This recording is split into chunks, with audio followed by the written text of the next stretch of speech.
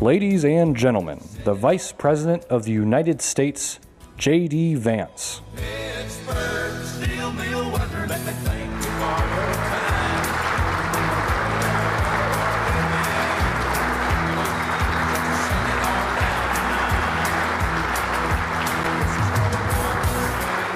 Good morning, everybody. How we doing? It's great to be here. Thanks to everybody for having me today, in particular Ben and Mark. And I just got to say hello to Ben and Catherine backstage. But I know apparently Mark has the flu right now. So Mark, wherever you are, I think I had the same flu like a few weeks ago. It sucks, but I'm sure you'll get through it. And it's great to be with you all, and it's great to talk about the importance of American dynamism and what our administration is going to do to support so many of the country's most groundbreaking and compelling companies. I know that you guys are working hard every single day, and I think it's pretty good news, right, that as of a couple of months ago, you have an administration that's working with you and facilitating your hard work instead of making it harder to innovate, which is, I think, what the last administration did. Though, in defense of Joe Biden, he was asleep most of the time. I don't think he totally realized what he was doing, but certainly didn't make it easier. His administration did not for our innovators. Now, as some of you may have seen, and I talked about this with Ben backstage, I spoke at a conference in Paris last month where my message to a group of CEOs and foreign leaders was that we should embrace the future head on. We shouldn't be afraid of artificial intelligence, and that particularly for those of us lucky enough to be Americans, we shouldn't be fearful of productive new technologies. In fact, we should seek to dominate them, and that's certainly what this administration wants to accomplish. I suspect that most of you in this room are of like mind, and if you're not, I don't know why the hell you're at the American Dynamism Conference, but I received some pushback from people who are worried about the disruptive effects of AI. One journalist suggested the speech highlighted the tension between the, quote, techno-optimists and the populist right of President Trump's coalition. And today, I'd like to speak to these tensions as a proud member of both tribes. And let me put it simply. While this is a well-intentioned concern, I think it's based on a faulty premise. This idea that tech-forward people and the populists are somehow inevitably going to come to a loggerheads is wrong. I think the reality is that in any dynamic society, technology is going to advance, of course. And speaking as a Catholic, I think back to Pope John Paul II's opening lines of the encyclical Labor Amixarens, quote, "Through work, man must earn his daily bread and contribute to the continual advance of science and technology, and above all, to elevating unceasingly the cultural and moral level of the society within which he lives," end quote. Now, I quote the Holy Father not only because I'm a fan of his, but also because he rightly understood that in a healthy economy, technology should be something that enhances rather than supplants the value of labor. And I think there's too much fear that AI will simply replace jobs rather than augmenting so many of the things that we do. Now, in the 1970s, if you go back a little ways, many feared that the automated teller machine, what we call the ATM, would replace bank tellers. In reality, the advent of the ATM made bank tellers more productive, and you have more people today working in customer service in the financial sector than you had when the ATM was created. Now they're doing slightly different jobs, of course. Yes, they're doing more interesting tasks also, and importantly, they're making more money than they were in the 1970s. Now, when we innovate, we do sometimes cause labor market disruptions. That happens. But the history of American innovation is that we tend to make people more productive, and then we increase their wages in the process. And I think all of us believe that's a good thing. Now, after all, who would claim that man was made less productive by the invention of the transistor, or the metal lathe, or the steam engine? Real innovation makes us more productive, but it also, I think, dignifies our workers. It boosts our standard of living. It strengthens our workforce and the relative value of its labor. And as Americans, all of us should be particularly proud of our extraordinary heritage. I think it is American heritage of inventing things, and of our nation's status to this day as the world's foremost driver of research and development.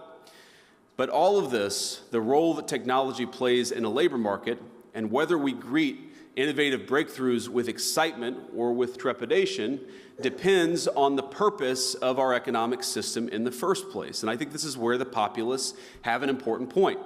It should be no surprise that when we send so much of our industrial base to other countries, we stop making interesting new things right here at home. Look, for example, at shipbuilding. Now, if you go back to World War II, America constructed thousands of so-called Liberty ships to carry troops, cargo, and other things, building them at a pace of 3 ships every 2 days. 3 ships every 2 days. Now, we build about 5 commercial ships across an entire year in the United States of America. And as a result, the United States today accounts for 0.1%, 0.1% of global shipbuilding. China, on the other hand, now makes more commercial ships than the rest of the world combined.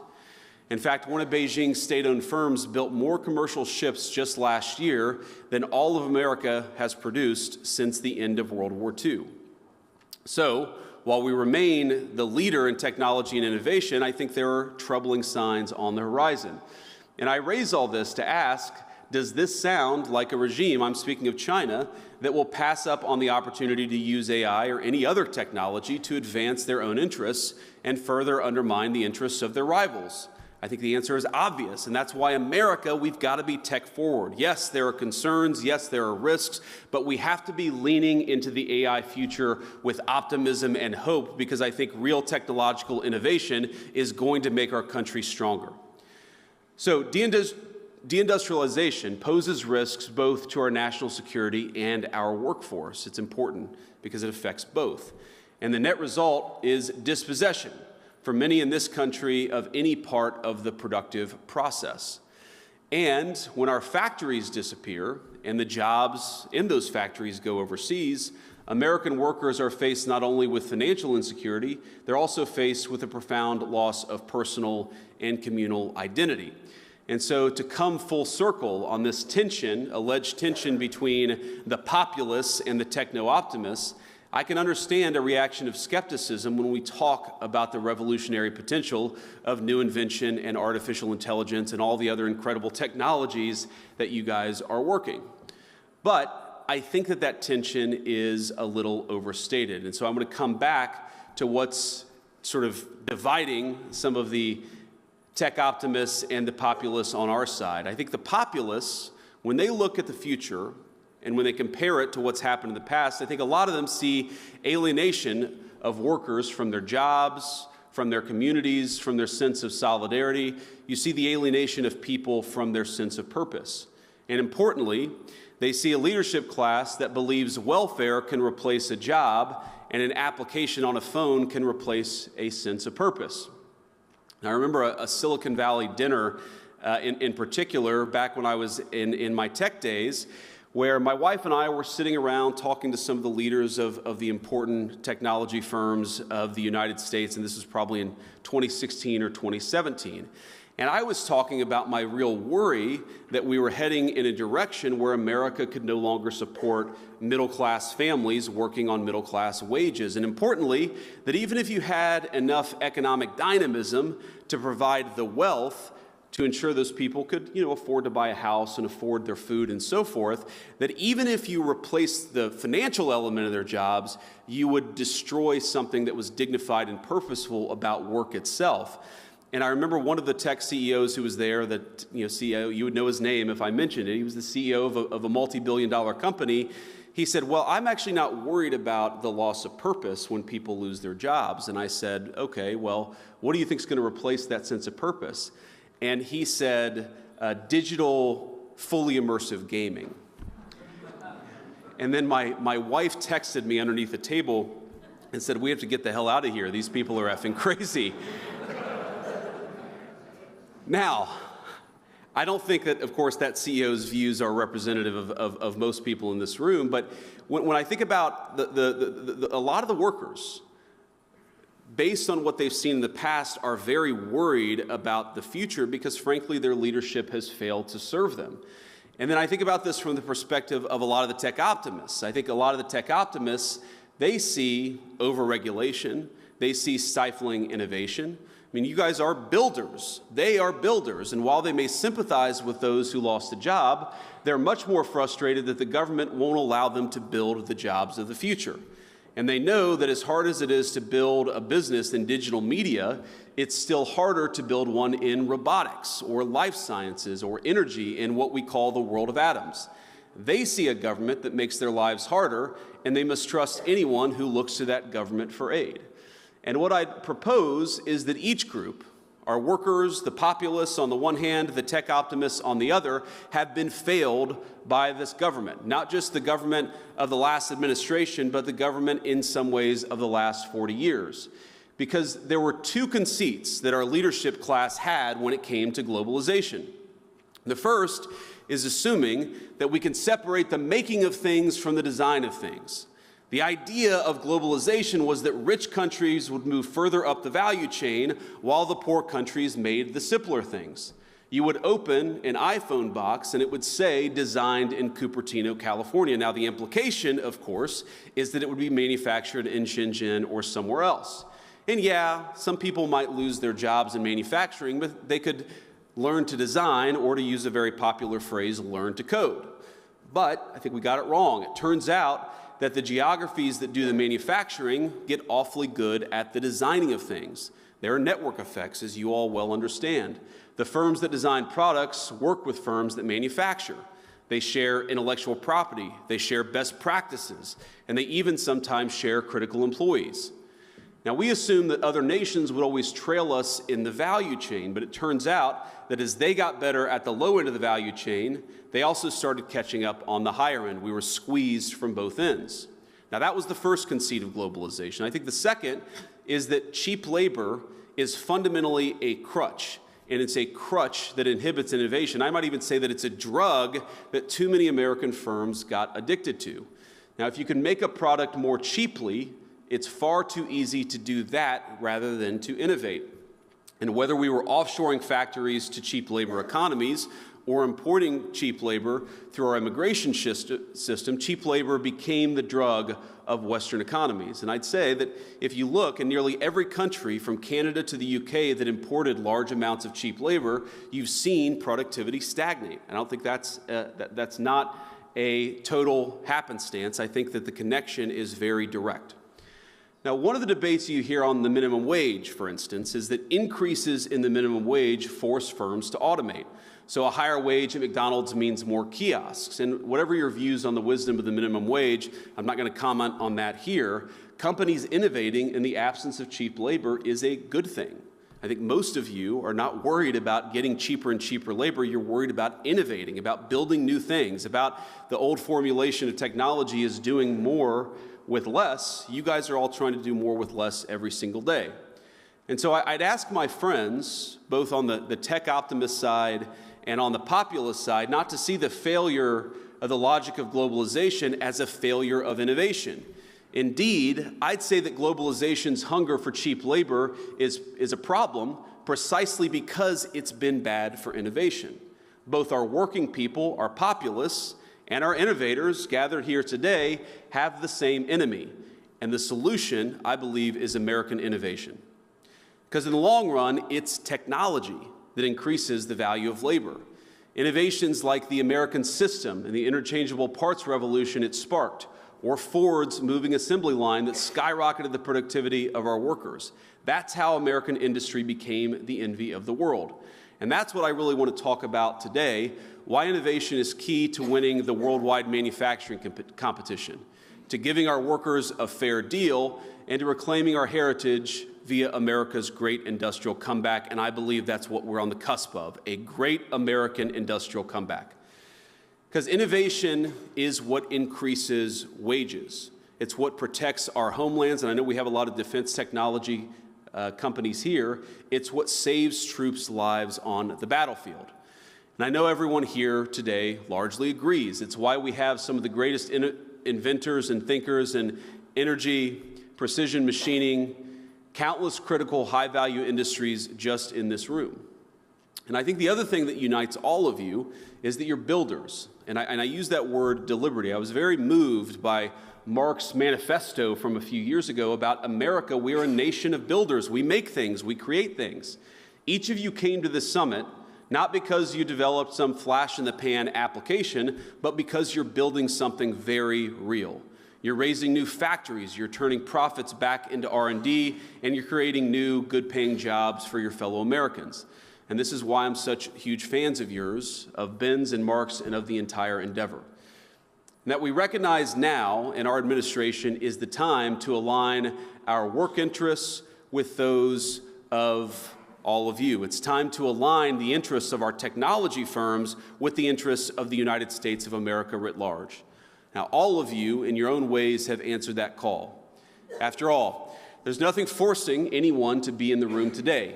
Each one of you could have set up headquarters in Southeast Asia or China, I'm sure, and you would have done quite well for yourselves financially. But you're here, I hope, because you love your country. You love its people and the opportunities that it's given you, and you recognize that building things, our capacity to create new innovation in the economy, cannot be a race to the bottom. Now, America's not going to win the future by ditching child labor laws or paying our workers less than Chinese or Vietnamese laborers. We don't want that, and it's not on the table. We can only win by doing what we always did, protecting our workers and supporting our innovators, and doing both of those things at the same time. And so, I want to talk a little specifics here. The Trump administration's great plan for staging the great American manufacturing comeback is simple. You're making interesting new things here in America? Great. Then we're going to cut your taxes, we're going to slash regulations, we're going to reduce the cost of energy so that you can build, build, build. Our goal is to incentivize investment in our own borders, in our own businesses, our own workers, and our own innovation. We don't want people seeking cheap labor. We want them investing and building right here in the United States of America. And so if you'll allow it, I'd like to talk about a few ways that the Trump administration is already pursuing a pro-innovation economy that allows our workers to thrive and our companies to outcompete their foreign peers. In short, an economy that is vibrantly America first, that serves Americans from all walks of life and of every kind. Now, first, President Trump is starting with, and is dead serious, about rearranging our trade and tariff regime internationally. We believe that tariffs are a necessary tool to protect our jobs and our industries from other countries, as well as the labor value of our workers in a globalized market. In fact, combined with the right technology, they allow us to bring jobs back to the United States of America and create the jobs of the future. Just look in the past few months at the auto industry as an important example. When you erect a tariff wall around a critical industry like auto manufacturing, and you combine that with advanced robotics and lower energy costs and other tools that increase the productivity of U.S. labor, you give American workers a multiplying effect. Now that, in turn, allows firms to make things here at a price-competitive basis. Our president gets that, which is why last month we posted 9,000 new auto jobs after many, many years of stagnation or even decline in the auto sector. It's why, just weeks in, we already have new plant or production announcements from Honda, from Hyundai, and Stellantis worth billions of dollars and thousands of additional jobs on top of the ones that were already created. Now, this takes work. It took, in the president's first term, the president ripping up NAFTA and creating a new U.S. deal for American manufacturers in North America. But there's important work, and we're going to do it. Now, second, all of this is why the president is approaching the issue of illegal immigration as aggressively as he has, because he knows that cheap labor cannot be used as a substitute for the productivity gains that come with economic innovation. And so we've cracked down on illegal immigration at the border, where the results speak for themselves. Last month, migrant crossings were down 94% to their lowest number all time, and that happened just in 2 months of serious border enforcement. Thanks to President Trump's leadership, last month, for the first time in over a year, the majority of job gains went to American citizens born on U.S. soil, and that's important. For the first time in over a year, the majority of job creation actually went to American citizens. The third, this administration is focused on reducing our input costs for our manufacturers and for everybody else. Achieving energy abundance, and I know Doug Burgum was here earlier, will be here later, is top of mind. Because when we look at some of the most exciting applications of new technologies, we realize it's going to take a lot of power to keep them running. And we're thrilled to have our friends from the United Arab Emirates, a number of the business leaders and government leaders in town this week for meetings with our government. And one of the things they consistently hammer upon is something that unfortunately too few of our European allies tend to get, is that if you want to lead in artificial intelligence, you have got to be leading in energy production. So we are going to set the pace there, and we are going to lead from the front. Now, we are already seeing, the good news is, signs of progress, even just a couple of months in.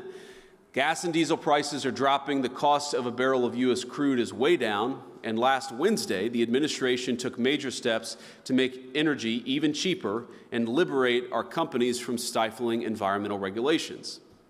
Now, that is great, but of course, there's a lot more work we have to do over the next 4 years. Getting the tax bill right is especially critical for all of you and for all of your workers. We know how important it is to restore 100% bonus depreciation for capital investments, as well as full expensing for R&D. Again, we want people to invest in America, and we're going to make sure the tax code reflects that.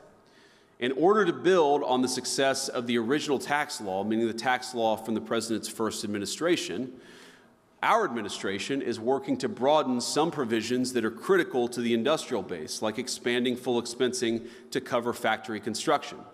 For business owners, including manufacturers, making the 2017 tax cuts permanent will provide further confidence and predictability to invest in new technology and equipment, hire more American workers, and grow all of your businesses. We have a lot more to do, but the country is already starting to see the payoff of this administration's bold economic agenda. For producers and consumers alike, inflation is finally starting to come down.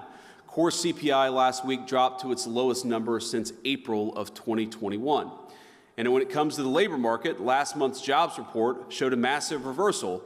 10,000 new manufacturing jobs created, where the previous year we had lost over 100,000 manufacturing jobs. As you may have heard the President say, in less than 2 months since he took office, he's already secured more than $1.7 trillion in new investments across the United States.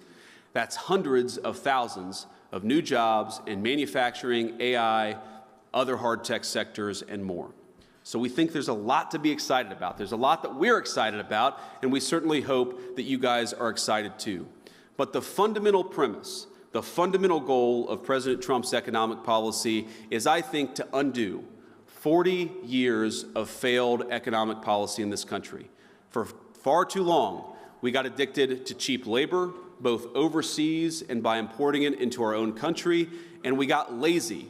We overregulated our industries instead of supporting them. We overtaxed our innovators instead of making it easier for them to build their great companies. And we made it way too hard to build things and invest things in the United States of America. That stopped 2 months ago, and it will continue to stop, and will continue to fight for American workers and the American businesses that hire them and that support them. So I want to thank you all for two things. Number one, I want to thank you all for doing what you do. Again, you could have chosen the easy path. Every single person in this room, as the President would say, you're all very high IQ. You're some of the most talented people in the United States of America. You chose to build a business right here in the United States of America, and for that I'm grateful. But the second thing I want to say is that I think you're not just building your own business, I think that you are part of a great American industrial renaissance. Whether it's the war of the future, the jobs of the future, the economic prosperity of the future, we believe that we must build it right here in the United States of America. So thank you all for building in America, and thank you all for building the kind of society that I want to raise my children in. God bless you all. Thanks for having me.